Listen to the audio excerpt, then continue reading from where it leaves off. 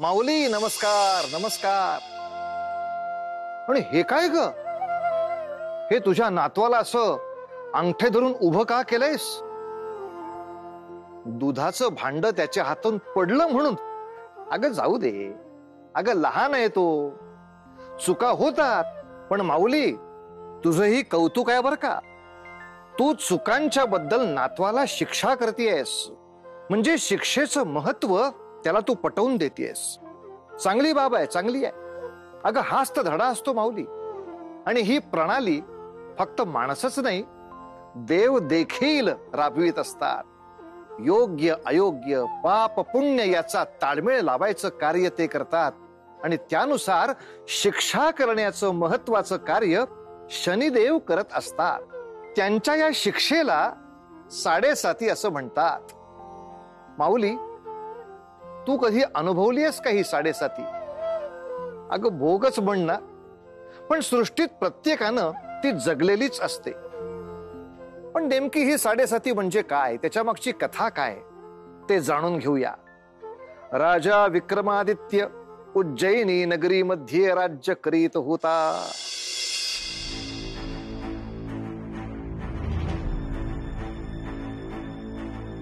पाहिलं राजमाता, हे चित्र कांपिल्याच्या राजकुमारीचं आहे. इतके आरसपाणी सौंदर्य त्रिलोकी सापडणे अशक्य आहे. उज्जैनच्या सौंदर्यावर राजमुकुट शोभावा तर इतका मोह कदापि नाही. अहो केवळ सौंदर्य असून काय लाभ? राजा विक्रमादित्य यांच्यासाठी महाराणी निवडायचं म्हणजे चाणाक्ष बुद्धिमत्ता, तेजस्वी रूप, उच्च कर्तृत्व असे असायला हवे. आपण सर्व शांत व्हावे. इतके सगळे गुण असणारी एकमेव राजकन्या म्हणजे महाराज चंद्रसेन यांची पुत्री राजकुमारी पद्मसेना. पुरे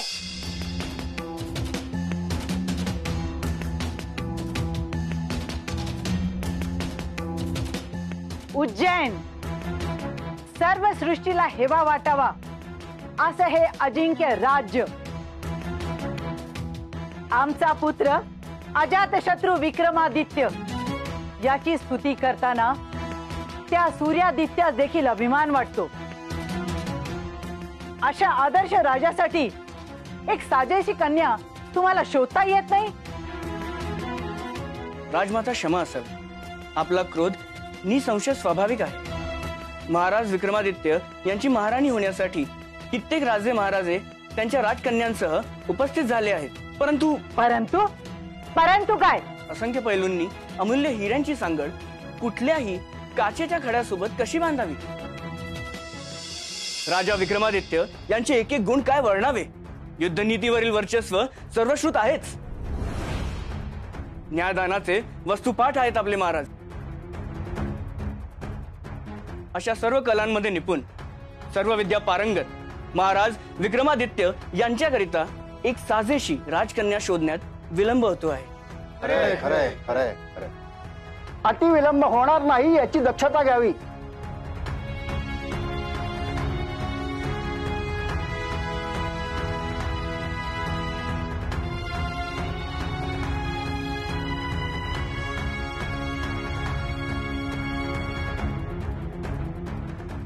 राजमाता, हे मी नव्हे, प्रत्यक्ष महाराजांचे ग्रह सांगतायत. काळ बिकट आहे. महाराजांच्या ग्रहस्थितीनुसार येत्या मासात त्यांचा विवाह संपन्न झाला नाही तर पुढील 8 वर्ष मुहूर्त त्यांच्या नशिबी नाही.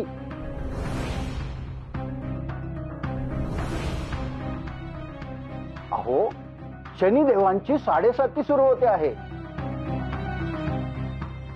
गुरुजी, तुमचे भाकीत खरे असेल तर बाप खरंच चिंतेची आहे. पुढील 2 दिवसात याच काळात जर राजा विक्रमादित्य यांचा विवाह निश्चित झाला नाही तर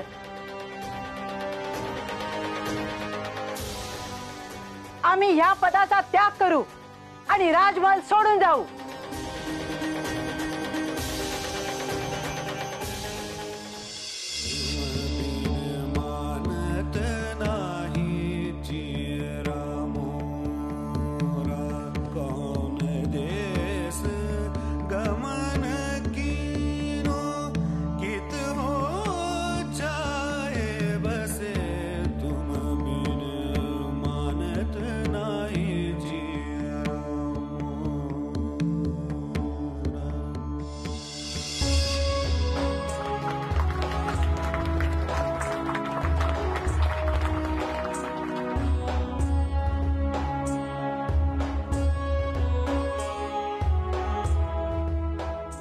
कला, सर्व प्रश्नांचं सुंदर आणि एकमेव उत्तर.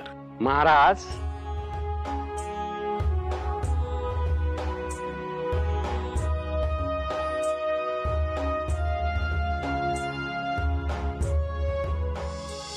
अहो, हे काय करताय तुम्ही? तुमचे आशीर्वाद आम्ही घ्यायचे. तुम्ही आमचे राजे आहात, तुम्ही आमचे पालनहार आहात. ही माझी मुलगी राधाक्का, ती तुम्हाला देवावानी पुजते.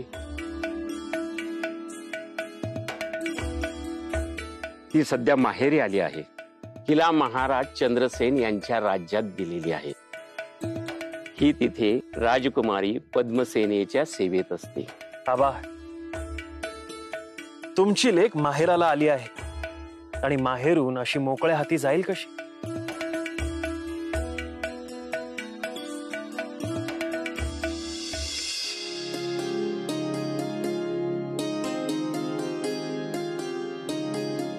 ही तुझ्या माहेरची आठवण तुझ्या सदैव मनात राहील.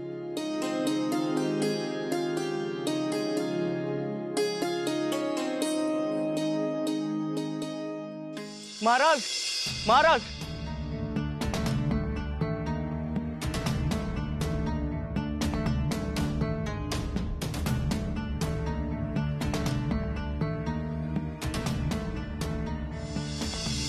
राजा विक्रमादित्य यांचे आगमन होत आहे. हो,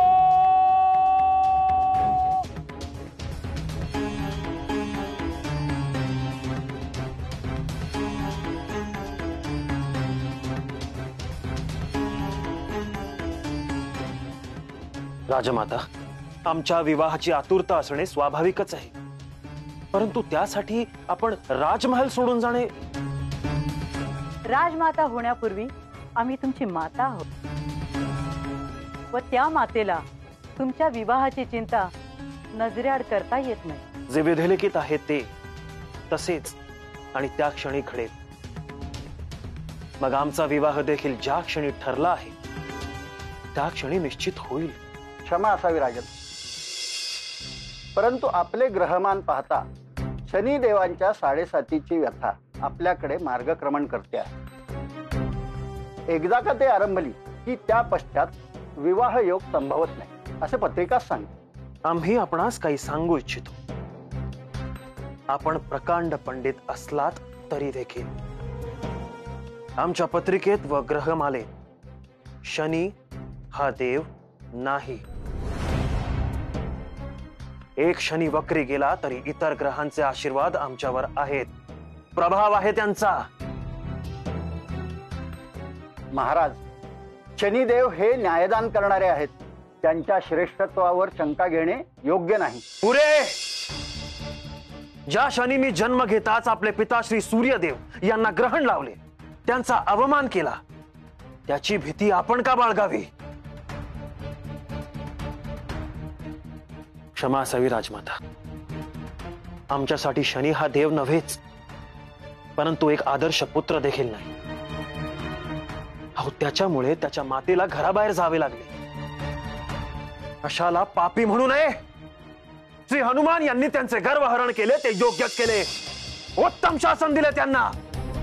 विक्रमादित्य, सदाचार त्याग करण्याची एक मर्यादा असते, जी तू ओलांडली आहेस. आणि तुला झालेली गर्वाची बाधा आता बोलू लागली आहे. न्यायप्रिय असलेली प्रतिमा जगत असताना तू केलेली विधानं घृणास्पद आहेत. आता तुझा न्याय मी करेन. ते तुझ्या कर्मावर आधारलेले आहे. तुझ्या राशीत 7.5 वर्ष वास करताना तू अनुभवशील तुझेच होणारे गर्वहरण. लक्षात ठेव.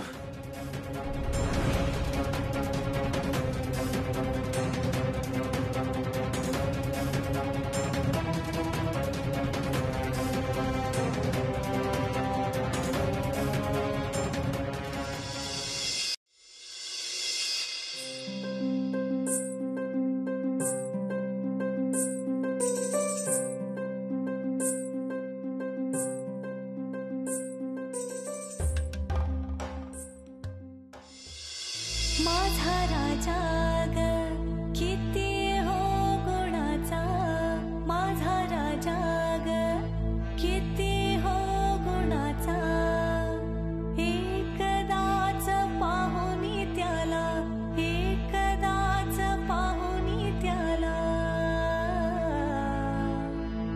चुकी काळजाचा ठोका ग, चुकी काळजाचा ठोका ग, माझा राजा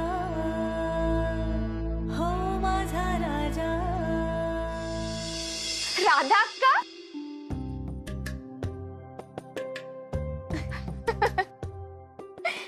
राधा अक्का, किती प्रतीक्षा केली तुझी. आणि काय ग, इतके मास कोणी राहतं का आपल्या माहेरी. इकडे राजकुमारी तुझी प्रतीक्षा करत आहे, त्याचा विसरच पडला होता ना तुला. अहो हो हो राजकुमारी, जरा श्वास तरी घ्या.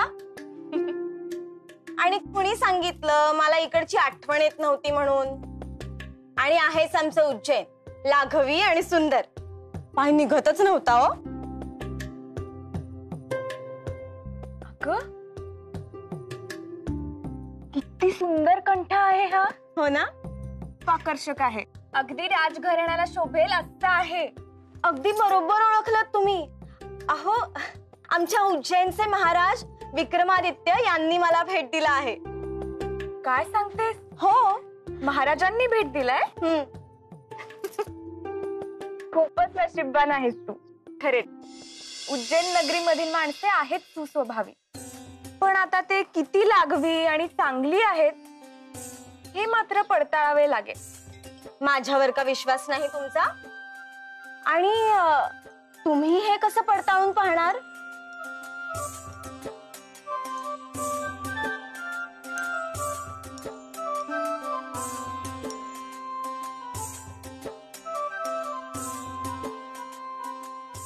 पिताश्री गेले आहेत तुझ्या नगरी महाराजांची भेट घ्यायला आणि विवाहाची बोलणी करण्याकरिता. काय सांगताय राजकुमारी. हो, देव करो आणि हा विवाह त्वरित संपन्न होवो. हर्ष लपवता येत नाही हा तुम्हाला राजकुमारी. सुंदर, अति सुंदर. प्रतिमा एवढी सुंदर असेल तर प्रत्यक्ष सौंदर्य काय वर्णावे. राजमाता, राजकुमारी पद्मसेना यांचे पिताश्री महाराज चंद्रसेन प्रत्यक्ष आपल्या भेटीसाठी आलेले आहेत. हा तर शुभ संकेत म्हणावा लागेल गुरुजी. हा विवाह निश्चित होण्याची सर्व चिन्हे दिसत आहेत गुरुजी. तशी आपली अथवा त्यांची विशिष्ट अट देखील नाही. किंतु राजमाता, विवाहाचे सारे काही आज या क्षणी ठाम होणे आवश्यक आहे. अन्यथा परमेश्वरा, माझ्या पुत्राचे शनिदेवांच्या कोपापासून रक्षण कर.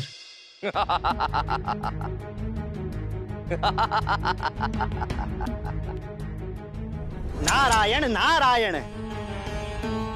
मुनिवर, आपण इथे कसे आलात. महाराज, मला एक कळत नाही की राजमाता नेमक्या कोणत्या देवाकडे साकडं घालत आहेत, आणि ते देखील आपल्या साडेसातीपासून सुरक्षित राहावे म्हणून.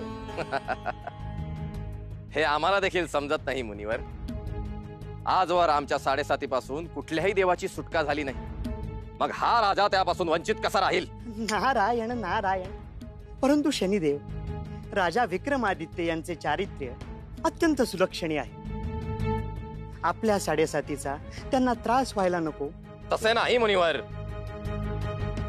मनुष्याचे चारित्र्य हे त्याच्या कसोटीच्या काळामध्ये त्याचे आचरण कसे आहे यावर अवलंबून असते. तेव्हा मी त्याची परीक्षा घेईन आणि त्या काळात तो कसा वागतो हे बघणे महत्वाचे आहे.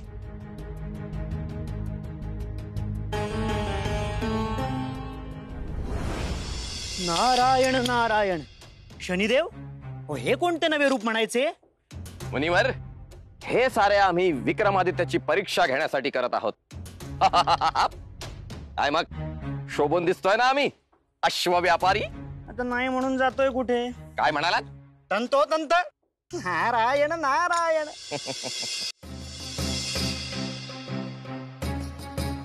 प्रणाम महाराज. महाराज आपण येथे दिवसाच्या या प्रहरी आम्ही आमच्या या प्रिय कार्यात मग्न असतो. ते तुम्हाला ठाऊक नाही का प्रधानजी? नाही, तसे नाही. परंतु महालात इतके महत्वाचे कार्य संपन्न होण्याच्या मार्गावर असताना आपण येथे कार्य? कोणते कार्य? राजमातांनी महाराज चंद्रसेन यांच्या कन्येशी आपला विवाह सुनिश्चित केला आहे. सुनिश्चित केला? आम्हाला न विचारता? प्रधानजी, राजमाता असं का वागतायत? नाही, त्या 7.5च्या भ्रमक भयापोटी अधीर होऊन हे निर्णय घेतले जात आहेत, जे आम्हाला कदापि मान्य नाहीत. महाराज, क्रोध शांत करा. एकदा राजकुमारी यांची प्रतिमा पाहून तरी घ्या. आम्हाला इच्छा नाही प्रधानजी. खरेच? प्रधानजी, आम्हाला इच्छा.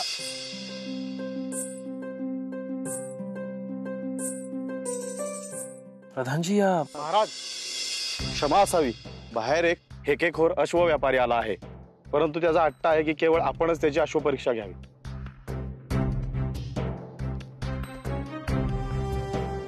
प्रधानजी, व्यवहार प्रथम. म्हणजे ही सुवार्ता राजमातांना कळवावी हे निश्चित ना?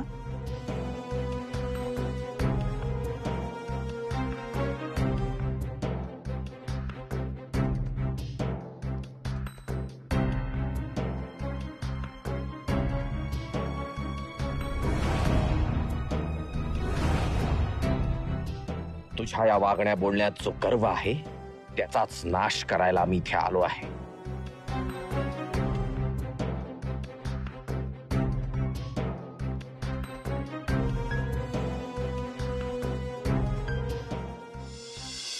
प्रणाम महाराज. मी अश्वांचे व्यवहार करतो. आपल्यासारख्या अश्वविद्येत निपुण असलेल्या राजासाठी अगदी साजेसा अश्व आणलेला आहे. महाराज, किंचित सावधतेने. अनोळखी जनावर आहे ना, आपली अजून ओळख झालेली नाही. कधी काय करेल सांगता येत नाही. हो, चिंता नसावी. अश्वांना असे कवेत घेण्याची सवय आहे मला, आणि कुठल्याही जनावराशी काही क्षणातच घनिष्ठ मैत्री होते आमची. क्षमा असावी महाराज, पण आपले धाडस या अश्वापुढे करू नका. आपले कुठलेही आचरण आपल्याला पश्चाताप करण्यासाठी कारणीभूत ठरू नये म्हणजे झालं. प्रधानजी. जी महाराज. तुम्ही याचा व्यवहार संपन्न करा. जी. आम्ही आलोच.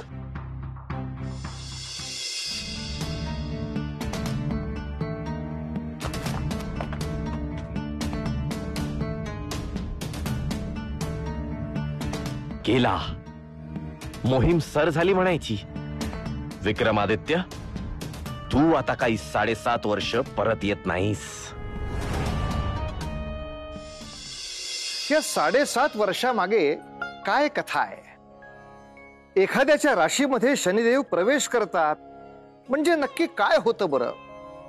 असं मानलं जातं की प्रत्येक कर्म शनिदेव अत्यंत बारकाईनं तपासत असतात, आणि जर त्यात काही पाप घडलेलं आढळलं तर मग त्याची योग्य ती शिक्षा ते आपल्याला देतात. आता आपल्या कथेमध्ये नेमकं कुठलं वळण येणार पाहूया पुढील भागात. तोवर उतू नका, मातू नका, घेतला वसा टाकू नका.